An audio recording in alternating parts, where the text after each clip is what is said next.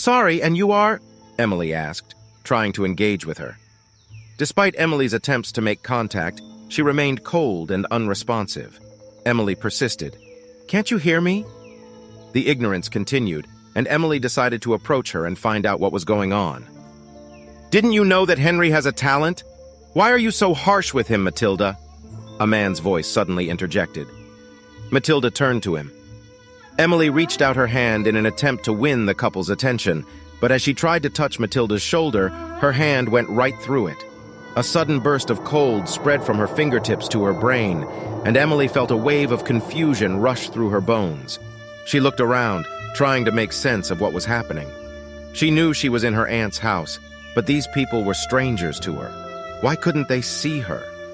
The panic hit, and she felt a surge of nausea. She wanted to run away from this bizarre situation, but when she looked at the driveway, her car was gone.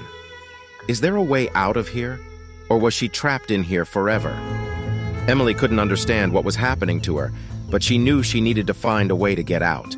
Yet the argument between the couple continued, and Emily's ears couldn't resist knowing who they are. A man with a goatee, who appeared to be Matilda's husband, tried to reason with her, but she was locked in and mad. Matilda's voice pierced through the air as she scoffed at her husband. You think you can just come in here and try to change my mind? How quaint. You know nothing of the hardships my father endured to build this farm. And yet, you have the audacity to suggest that we abandon all he has worked for and embrace the idleness? Pathetic. She sneered at her husband, her eyes flashing with anger as she continued. And as for this child, he is nothing but a burden, a useless mouth to feed. What good will he bring to us besides draining our already meager resources? We will be left with nothing but hunger and despair. Mr. Hill tried to reason with her again, saying, we should love our son for what he is, and not for the fruit he brings. But Matilda was too far gone, lost in her own twisted thoughts.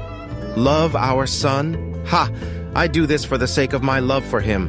Unfortunately, love won't fill our bellies or keep a roof over our heads.